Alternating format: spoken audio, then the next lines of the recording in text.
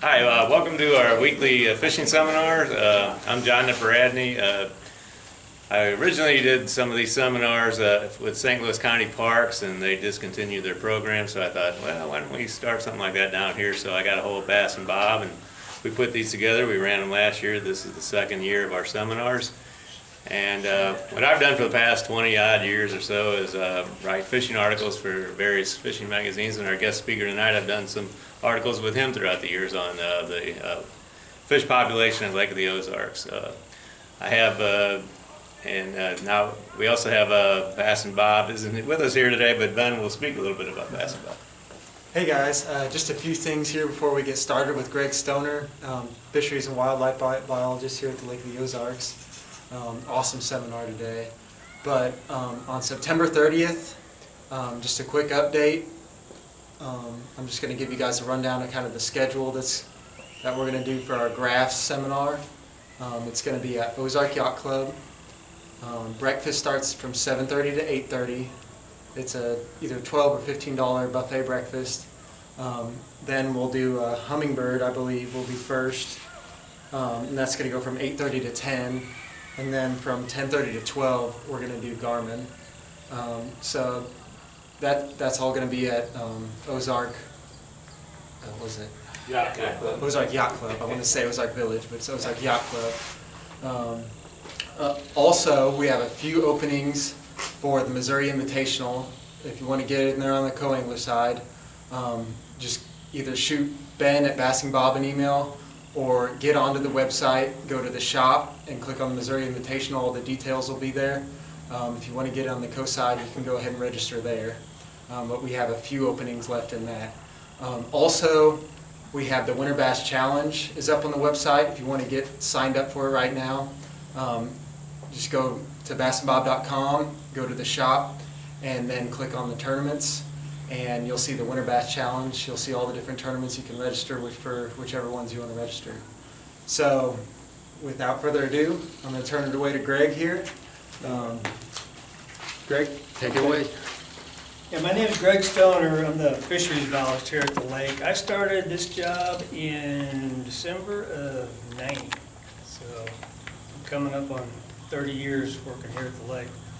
I think most of the time, don't you have guides and fishing pros come in? So if you're here to learn about how to catch fish, you're in the wrong room, because probably most of you guys can't fish me, even though I do fish a lot. But what I want to talk about tonight is a little bit about this whole area right in here. I don't know, many of you probably know, but this used to be a hatchery, this whole valley in here. And it was built, it's called the Granulays Hatchery. It was built in 1932. Lake of the Ozarks was finished in 31 and generating. But this hatchery was built expressly to stock fish in Lake of the Ozarks. And for the first 30 or 40 years, they concentrated on stocking largemouth bass.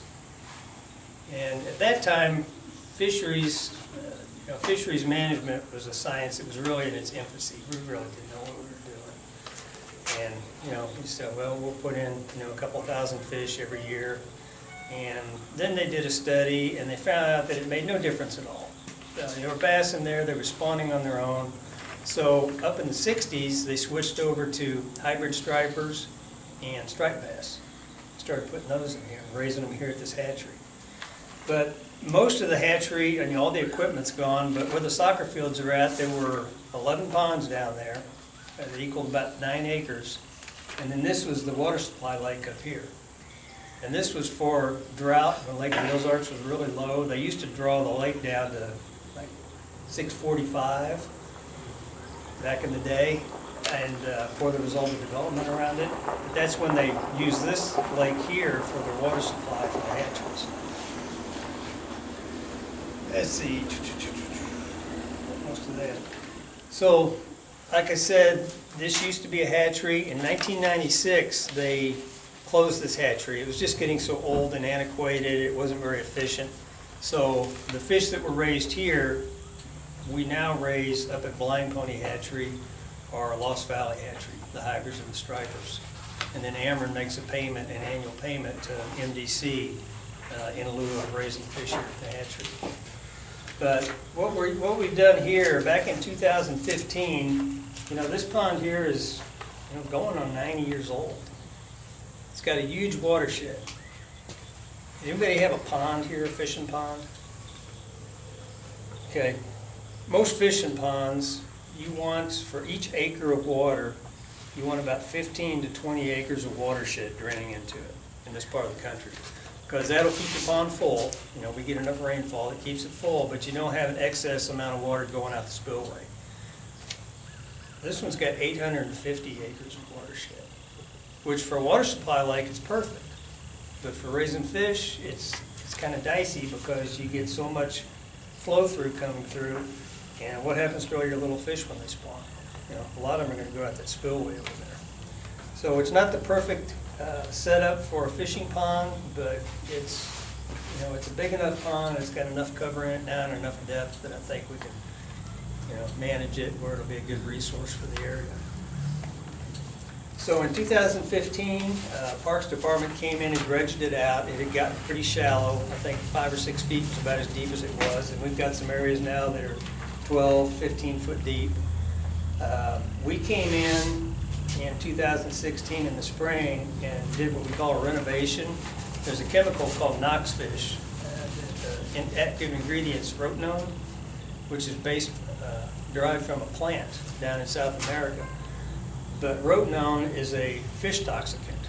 It adheres to the gills and they can't extract water or oxygen out of the water. So if you've got a problem fish, which we had in here, we had green sunfish and a mix of other things. But we came in and rotenoned it, and then in the fall of 2016 came in and stocked channel cat and bluegill. And once the bluegill spawned, which they did the next spring, we stocked largemouth bass. Now I've got some graphs up here. I'll just pass these around.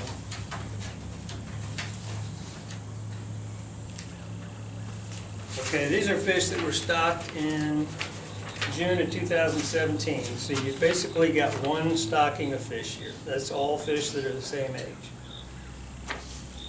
The problem and the thing that kind of worries me is they should have spawned last year, and there should be some fish down here. There's one, but I don't think they got off a very good spawn last year for some reason. I know Matt Vandervoort said he has caught some fish down in this 8-inch range, but we've kept the pond closed to fishing because if these are caught out, these are your brood stock. You've got 1 year class of fish there you're working with. So if they're caught out, you're left with nothing but catfish and bluegill.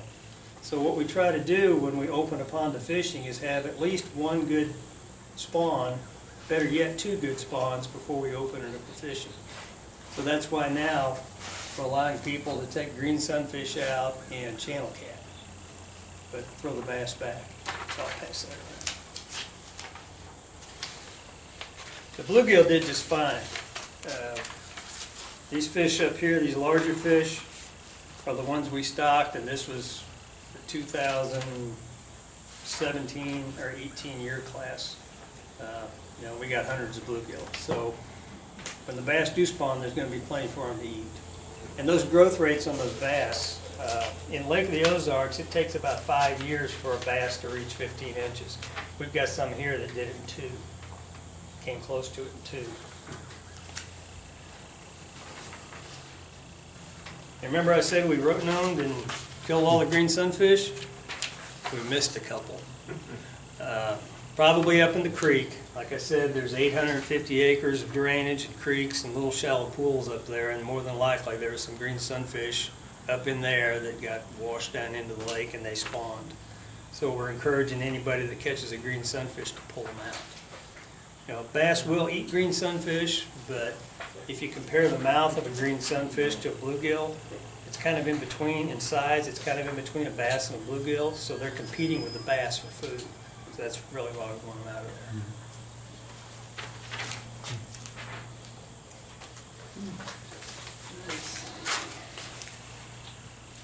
The only other fish, and I don't know if this is because people have been fishing in here when they weren't supposed to, but we've got a good population of golden shiners in here, and some dandies. We had some that were almost 8 inches.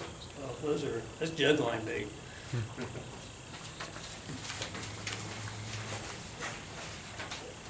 really, as far as the future of the pond, see all this plant out here? It's laying right on the surface of the water? That's called naiad, and it can be a real problem in ponds for a couple reasons. It's hard to fish through, if you're fishing off the bank. And if you get too much of it, it gives too many places for bluegill to hide, so it makes it difficult for bass to get enough food, and then their growth rates suffer. So I think what we're going to do, I'm going to work with the Parks Department, but I think we're going to stock probably 3 or 4 grass carp in here, because they'll feed on that readily. There's chemicals you can use, but as long as you've got the nutrients coming in to grow the plants, if you use chemicals, it knocks it back, but it grows right back. And these grass carp can live 20, 25 years, so if you get some of those in there, you've got a constant long-term source of vegetation control. Another thing we did when they had the pond drained and everything, see these trees out here? There's probably 15 brush piles out there, pretty good sized ones. And since it was dry, we could cut some pretty good sized trees and drag it out there with a bobcat. So there's brush out there. That's really all, as far as what we're going to do. Now it's just wait and see if the bass spawn next year. That'll determine whether we open the lake up to bass fishing for harvest. Greg, any thoughts of putting trout in there in the wintertime? The next guy can do that. It would probably work. I know they do in the city lakes and stuff like Yeah, that. yeah. Got some nice ones too. Yeah, some of the city lakes, if you, trout, the cutoff temperature for trout's about 70 degrees. So, I don't know what the water temperature is in there right now, but it's still not down to 70. Plus a lot of those places have those aerators that go Yeah. year round too. Yeah. But, it's always a possibility. They're always looking for places to put trout, in the state where it's kind of distant from existing trout populations, so. Yeah. Jeff City's got 1 or 2, and then Bennett Springs, and that's about it in this part of the state. So it's always a possibility. So how about the fish populations of Lake of the Ozarks? Lake of the Ozarks, okay. Who has the bass graph? Okay. All right. Just for comparison. Okay, there's the bass in this lake. There's the bass in the Glades. The difference is, that's 1 year class of fish. That's the fish we stocked in 2017. This is probably 10 or 11 different year classes of fish. These out here in the 22-inch range are probably pushing 10 years old. And then these 4 or 5 inchers are ones that were produced last year. So that makes for a good, stable population. If you do have a poor spawn, you got plenty of year classes to back it up. There's always next year. In a case like this, if you have harvest going on, there may not be next year if people start harvesting the bass too early. But as far as the bass population goes, I normally shock or sample the glaze arm and the Nangua arm. Now what happened this year, I got the glaze done to produce that graph. Then we went over the Nangua and we got about 15 minutes into our first run, and there was a loud pop and a flash and smoke poured out of the generator. I said, we're done, and it was my 25-year-old generator, so I've been here 3 or 4 years when I got that generator, and it finally shot craps on me. But I've got a new one, but we didn't get any sample done on the Nangua this year. Most of the arms generally look pretty similar from year to year. That's not really the case with crappie. They can be wildly different between the Nangua and the glaze and the lower Osage, but the bass population is pretty stable around the whole lake. Is there any reason you picked those 2 arms in particular? Well, we've always done the Nangua, and when I started here, we did the Graboids. But we've got standard sections of bank that we sample every year. We try to remove as many biases as we can. If we just jump around, we're changing the habitat and everything from year to year. But the problem with the Graboids is I'd go up there where there was a nice open bank and there'd be a condominium dock sitting there. So after about 4 or 5 years of that, screw this, I'm going to the park. And, Well, you got you know, open so I've got, bank, you know, I know that nothing's gonna change over there. There's not gonna be a lot of development. Because when we sample bass, the boat that I use is effective about 6 to 8 feet down. So if you're going out, you know, over 20 foot of water around the dock, you're not reaching anything down below that. So we've gotta be pretty, you know, we keep the boat in 4 or 5 foot of water when we're sampling. How many fish do you sample a day, would you say? It's just like fishing, Yeah. you know, Oh, some, not like fishing. some not, well, no, it's better. You guys cheat. Well, like here, we averaged on the glaze 153 bass an hour. That's all sizes. And it depends on water clarity, because, you know, on the glaze, we generally catch more bass because the water's clearer over here than it is on the 9. You know, we can see down 4 or 5 feet here, where the 9, you know, 2 or 3 feet's about it. So if you can see deeper, your catch rates are gonna be higher. But that's pretty par, 120 to 175 an hour is what we generally get. How old is a 15-inch bass? In your 5. estimate? About 5 years old. So they grow 3 inches a year. Yeah, they grow pretty fast then, but after that, they're adding about an inch a year. Oh, okay. You know, they're putting on girth and mass, but their length is not. You know, the body shape on a 20-inch bass is a lot different than a 15-inch bass. You know, they just get a lot chunkier. How about the spotted bass? Ever since they put that 12-inch living on there, how was that done? You know, the spotted bass population has really declined. It's, I Which think you they- wanted anyway, right? Yeah, I think they've just had some weaker year classes, and, you know, they are open, more and more open to harvest now. But the reason we did that, and that was in 1998, prior to that, the length limit on spotted bass was 15 inches.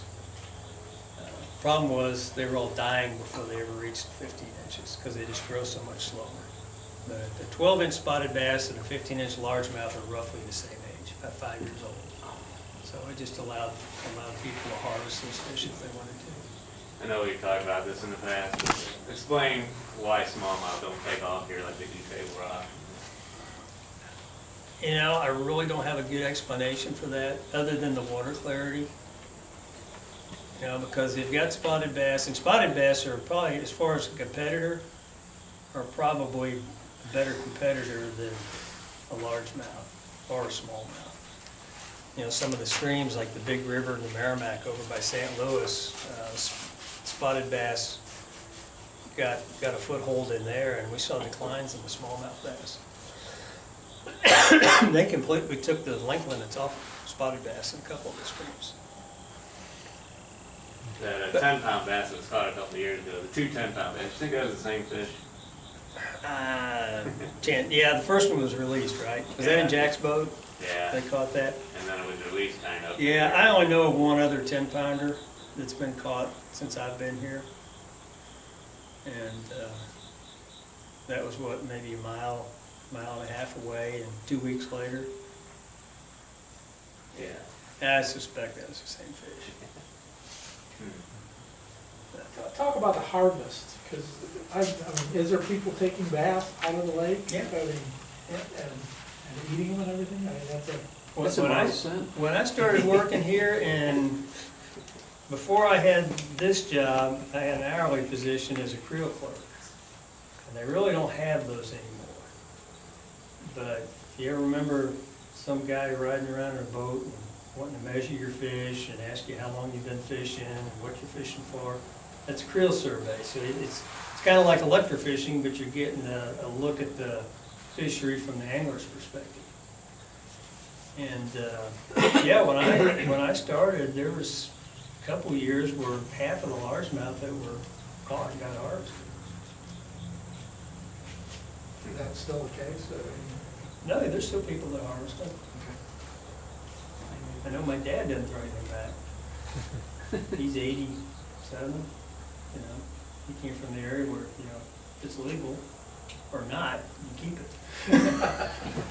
If it bit, you keep it. We talked a little bit about, explain the duckweed situation. Oh, the duckweed. Well, I have my theory on that. With all the rain, you know, there's ponds all over on the landscape that have duckweed in them, a lot of these older farm ponds.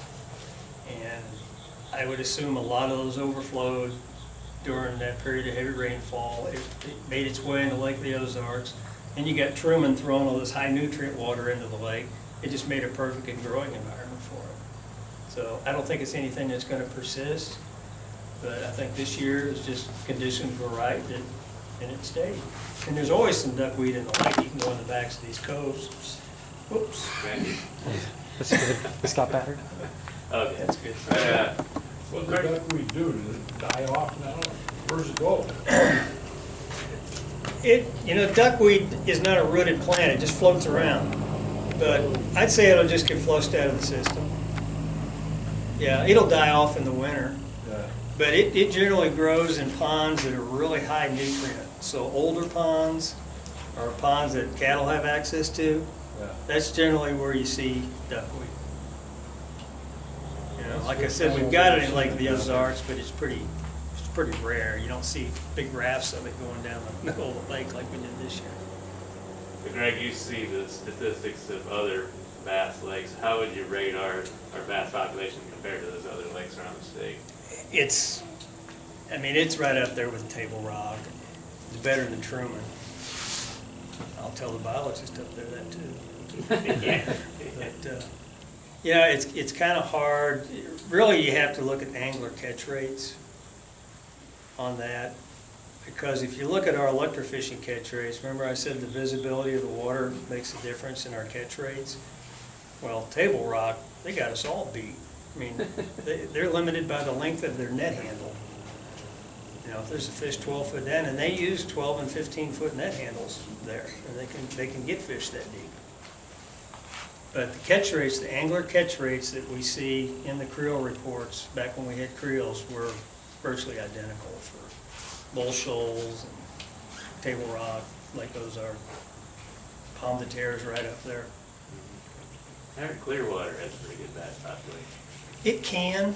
Last time I talked to the biologist there. Clearwater's kind of in the same boat as this lake. It's got a huge Really? watershed. Yeah, Oh, okay. It's got a huge watershed. It's very clear, so it's usually nutrient poor. So sometimes they don't have real good survival of their year classes.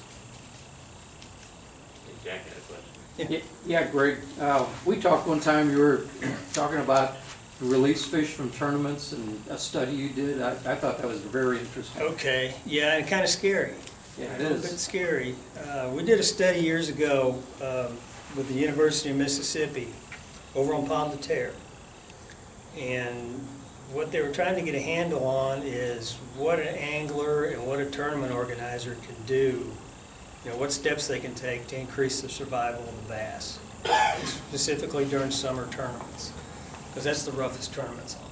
You know, the water temperatures are high, so the oxygen in the water is at its lowest. Their metabolism's high because the water's warm. And what we did is we took the tournament. We actually had a tournament, and we had 2 fields of people. We had boats that just took care of the fish the way they always did. You know, if they used hydrogen peroxide, fine, do that. If you don't use, you know, if you use an aerator on cycle, do that. And then we had another group that we had real specific protocols we had to follow. We left the aerator on continuously. We used ice to cool the water down about 5 degrees. We used salt in the water, and we changed the water out halfway through the tournament, added more ice, got it back down to that temperature.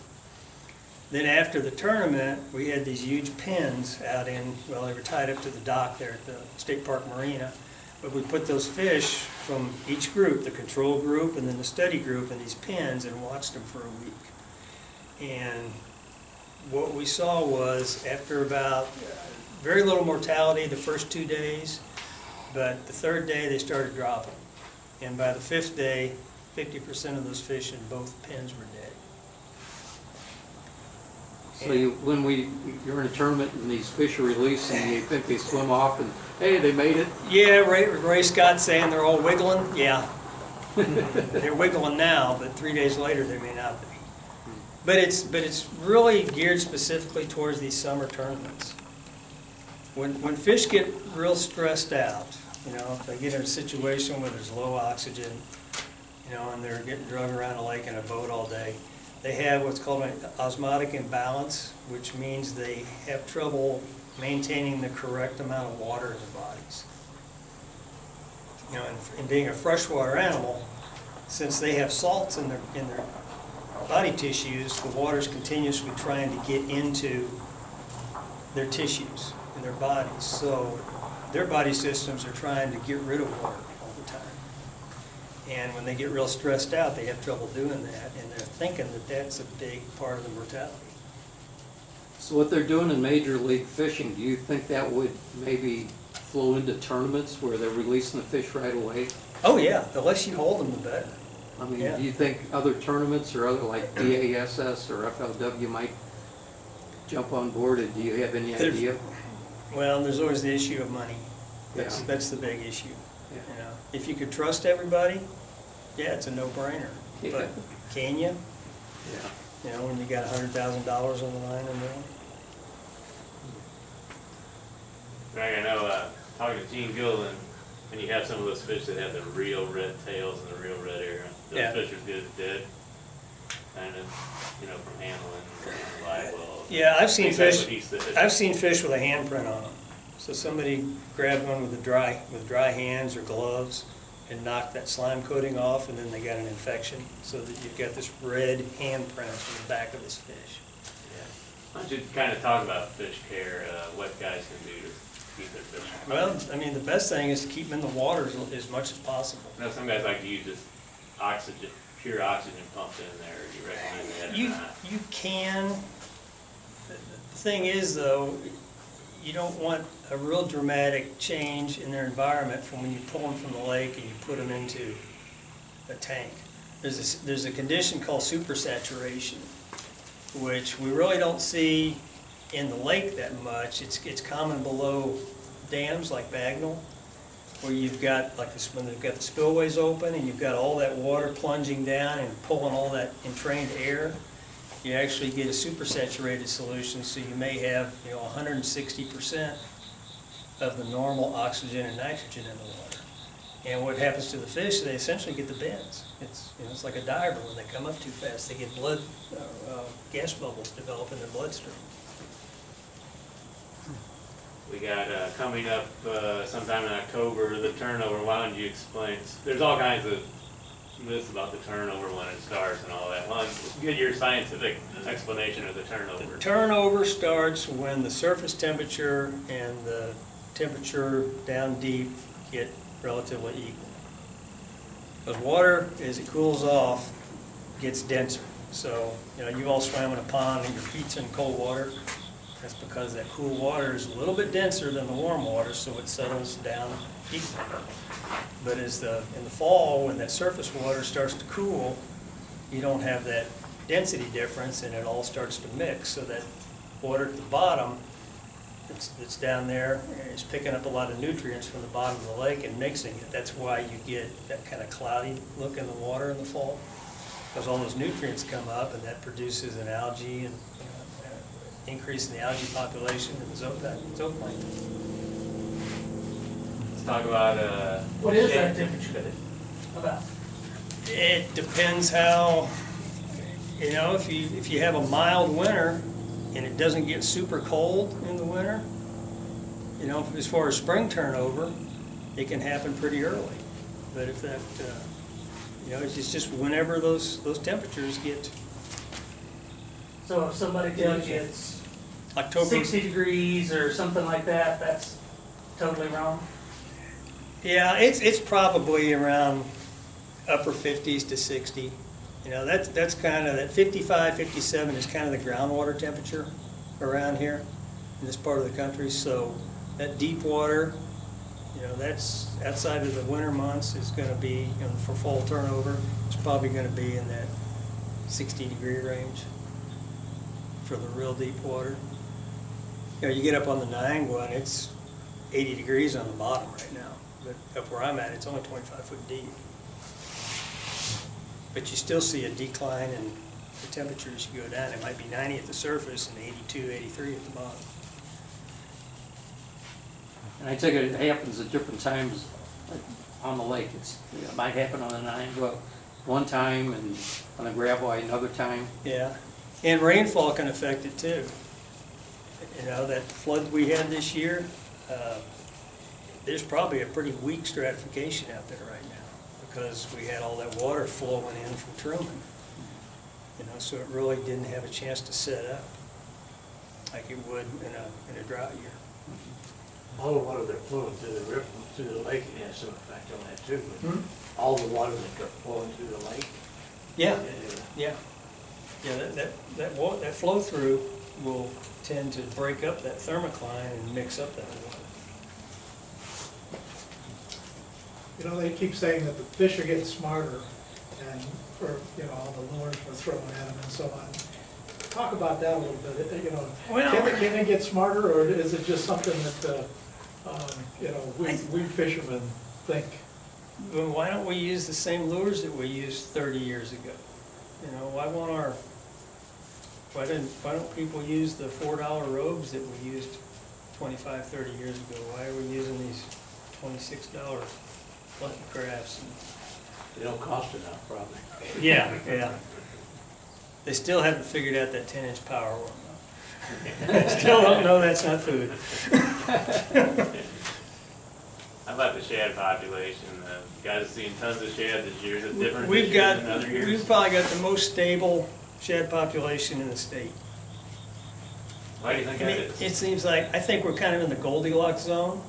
We're far enough, as far as fish food, we're far enough south, and we're in an area where we've got low enough nutrients that the shad don't grow super fast.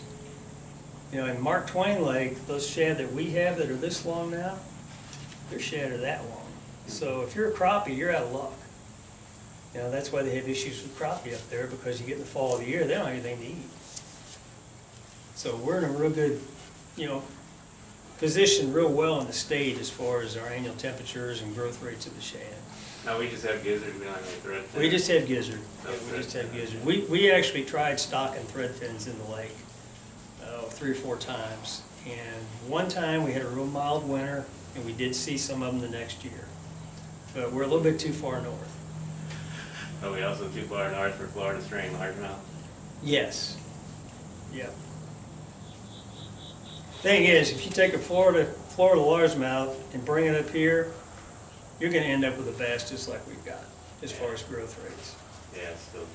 I don't know. It may be worse, because they're not adapted. There was a real neat study that they did in Illinois a couple of years ago. They took bass from the southern tip of Illinois, and they took bass from the northern edge of Illinois, and they moved them, and they watched their growth rates. Neither one of them grew as well as they did where they came from, just because they hadn't evolved to handle those conditions. You know, and that's just one state. You know, you start talking about bringing fish from Florida up here. How about, you've worked on a survey of getting a 10-inch crappie limit. Is that going anywhere now?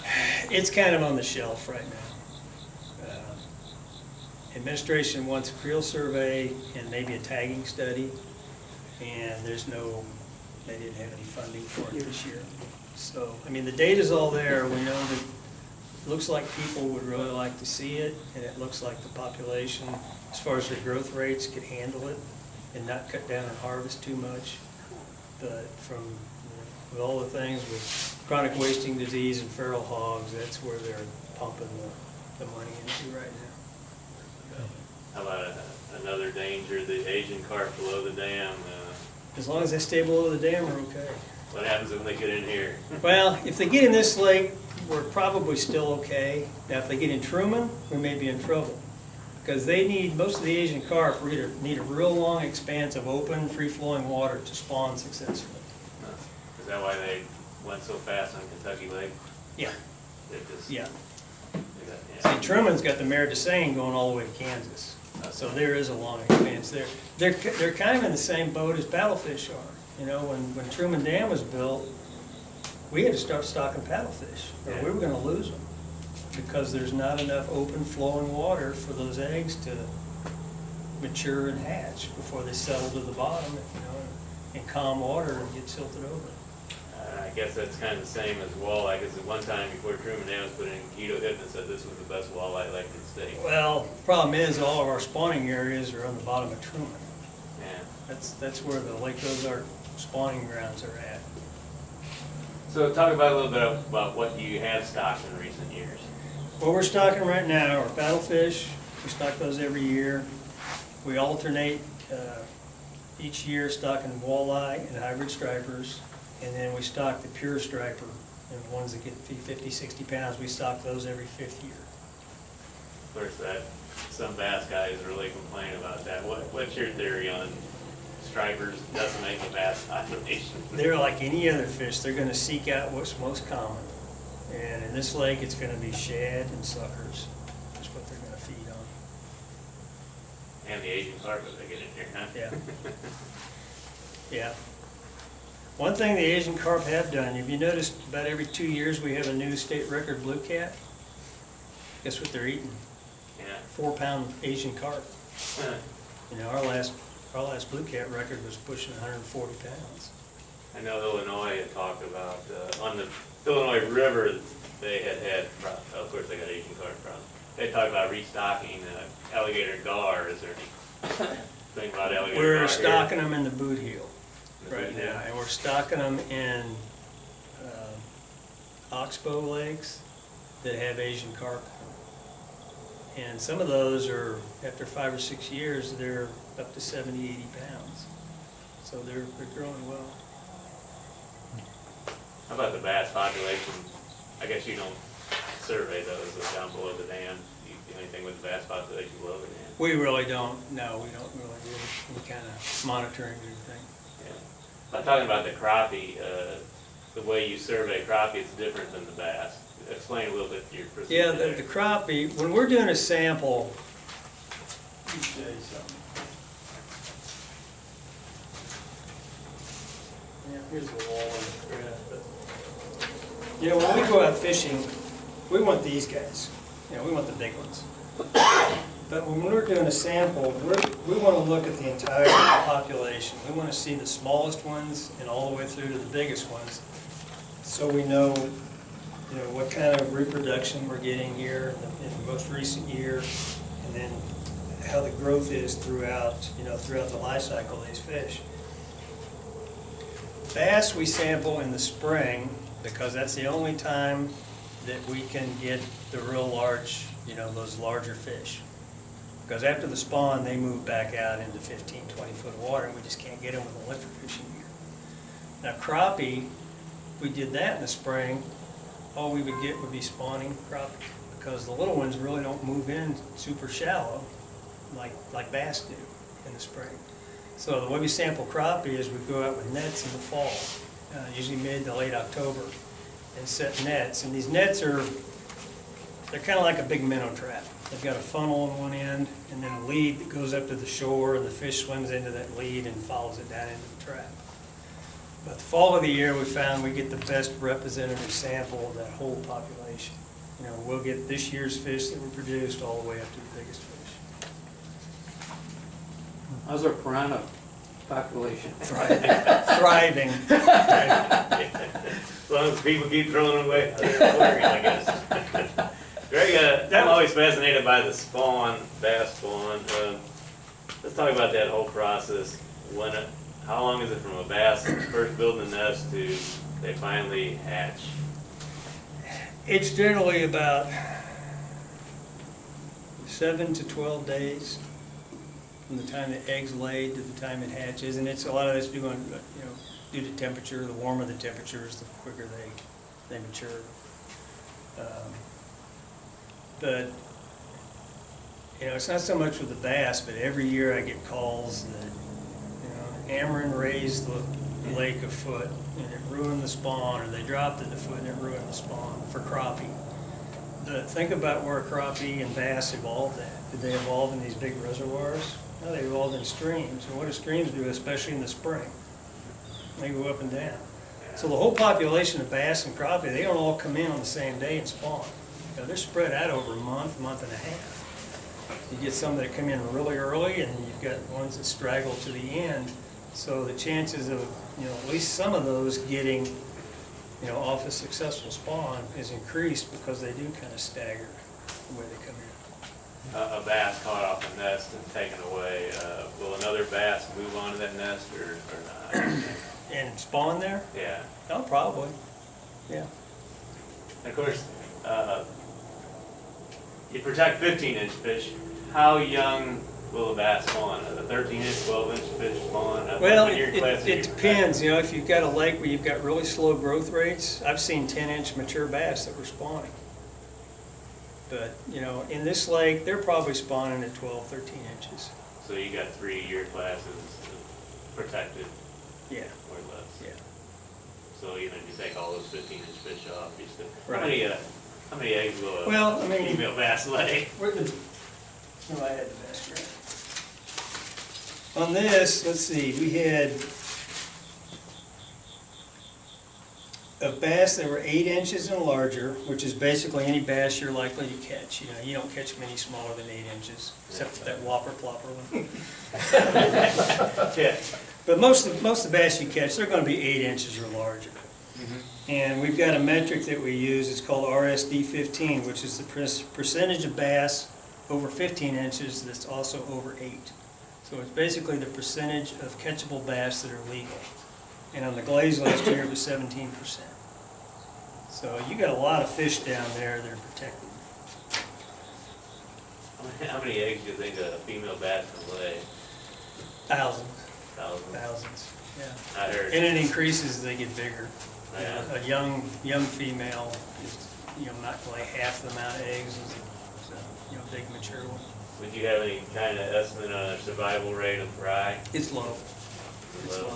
Do what? Yeah. Even though there's some protection that goes on, yeah, it's low. What can There's some- not a lot of care given to the young fish. Yeah. They're pretty much on their own from day one. I mean, the male bass will follow them around a little bit, but Someone who has a dock, what can they put behind their dock to kind of protect fry? Is there some kind of cover that you'd recommend? actually, they think docks are probably counterproductive because it gives an ambush point for the larger Yeah. predators. Yeah. So get rid of your dock. Oh, we can't do And those that. lights you got on there, get rid of them. Yeah, the light. Ones that pull the crappie in, yeah, Yeah. yeah. Yeah, because if you're crappie fishing at night under the lights and you catch a bass on a crappie jig, where's he come from? From that shadow underneath the dock. I've seen kind of funny thing, you know how you catch bass around cables and stuff? I've seen little bass hang around the cables. Is that kind of ingrained into their thought that that's somewhere to stay? Well, I think some of those cables get stuff hung up on them too. Yeah. You know, you get sticks and algae growing on it. I think it provides. So it's a food source for the little guys. Tell you, the biggest brush pile in the lake is that barrier net. Yeah. I've I've heard. seen videos of that underwater, just clouds of fish hanging around I've been trying to figure out a way to get a it. Cast slip that, bobber. cast that far? Yeah. Well, a slip bobber that drifts over there. Yeah. Set at about 20 feet. And is that about the depth you said they're at, 20 feet or so? Yeah, Yeah. yeah. If you get hung up in it, you won't get your lure back. Well. That net's made out of Dyneema, which is the same stuff Fireline's made out of. But that net is, the strands on it are about the size of a pencil. So I forget how many hundreds of pounds tensile strength that is, but it's a pretty tough outfit. Greg, how does a full moon play on the bass spawn? Everybody says, ah, we got the full moon coming in. Oh, that's gonna take off, you know. What really triggers the bass spawn, in your opinion? It's water temperature and most fish photo period, which is the amount of daylight you get. You know, as the days get longer, there's a certain point there that triggers them. So when those two come together, you know, for bass and crappie, now fish like walleye that are stream spawners that run up in the rivers, there has to be a flow, a raise in the flow. We go up to Truman every year and collect broodstock walleye. And if we don't have any flow, there's not a walleye there.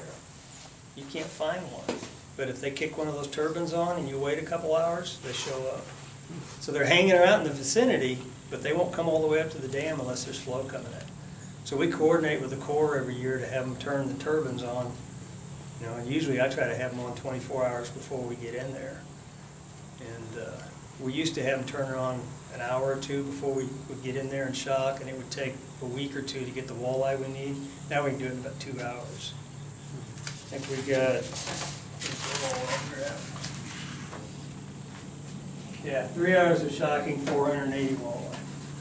And those were all spawning size walleye, because only mature ones make the runs up there. We don't see any 14, 15 inches. They're all 18 inches or bigger. So if you like walleye fishing, mid-March, in the tailwater below Truman, take lots of jigs, because you're going to lose lots of jigs, but it's a good spot to fish. Yeah, which side, the north or the south side, or does it matter? Drive over the dam or get up high where you can see where the water is hitting the bank, because it depends which turbine they got turned on. Changes that daily, or whatever. Yeah, depending on the water. if they've got a certain turbine turned on and it hits the bank at a certain spot, and you can just see, you know, the flow in the water, that's where they'll be. Good Because idea. we'll be in there shocking and, you know, just breaking them in, and they'll switch the turbines on us. Now, do you sample walleye below Magnum? There's a few in there, but no, there's really not a run like Not there a is, not like there is below Truman. You know, and we're starting to get a fair number of walleye in the Niagara. I'm working probably the majority of my time right now. I'm working on a project on the Niagara River.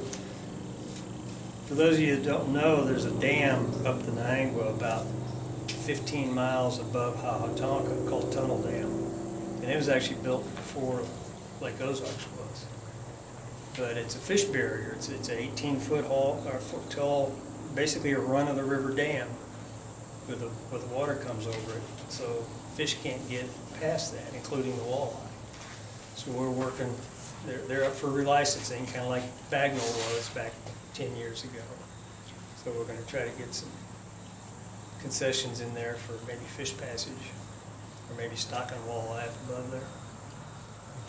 Yeah, we'll put you on the spot. What happened to the milfoil? It died. How? Next question, how? It was dying when I moved here, so I can't claim that one. There's actually a little bug called a milfoil weevil. And you know how when you plant a crop, a monoculture like corn or soybean, there's one bug that'll come in and just annihilate it if you don't treat it? Well, the milfoil weevil is kind of that bug for milfoil.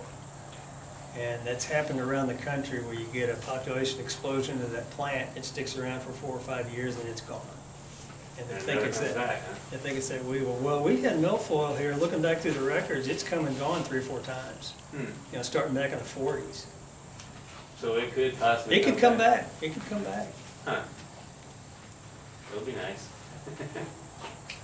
It's a good cover. Now, we also talked about you planted some native plants, or tried to. and Yeah. How did that go? They grew great. We did some of that here. You see those posts over there? We've got prickleweed, arrowhead, spatterdock, and pondweed planted in those. And those enclosures are to keep turtles, and basically in here is turtles. But a lot of these water turtles are omnivorous. They'll eat any kind of vegetation in the water. So that's kind of like a salad for them. So if you plant plants, you've got to protect them.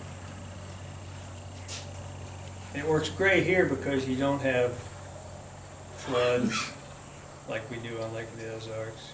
You don't have jet skis running over your Yeah. nets. But no, they grew great as long as the enclosures were in place. But the enclosures got knocked out. I think the second year we put them in there. I don't know if somebody drug them out, or, you know, one big log could float through there and take them out. Yeah. So it's feasible that, you know, we could have plants, But some dog owners and landowners don't want that stuff. yeah, yeah. How is the brush piles affect the fishing in the lake and so on? Everybody wants to put brush piles in and. Brush piles are for us. They're not really for the fish. There's enough habitat for the fish to spawn in out there. You know, there's wood that washes in, sinks to the bottom that they can cluster around and spawn. You know, the only difference between that and the brush piles is we know where the brush piles are at. But as far as increasing the fishery by putting in brush piles, it really doesn't. They're for us. You know, unless you've got a lake that's just a bathtub that has nothing in it. You know, if you built a brand new pond and it was just, you know, clay, yeah, throwing some brush piles in would give fish a place to spawn. But in a lake like this, where you've got all these rock reefs and bluffs and everything, there's plenty of habitat there for the fish. Talk a little bit about Ameren, I think it was Ameren or FERC or somebody like that, didn't want any more seawalls, they wanted riprap instead. What was the deal with that? The thing about seawalls is, with the boats getting bigger and the waves getting bigger, when the waves hit a seawall, it just bounces that wave back out. Okay, so you're getting, unless you've got a seawall on the other bank, then it just erodes that bank. Riprap absorbs the energy of that wave. Plus it provides good habitat. You got crayfish in there, small fish will use it. So it's just a better, you know, it's just a better option. So the riprap's better for the fish? It's better for the fish. So if you have riprap, you might, or if you have seawall, you might be better off throwing some riprap in front of it. And a lot of people are doing that. Yeah. A lot of these failing seawalls, and there's a bunch of them out there. You know, they're eroding underneath and they're starting to lean and break. They're going in and putting in a wedge of riprap to hold them up and to break the energy of that wave. Anybody else got any questions? Guess that's it. All right, thanks.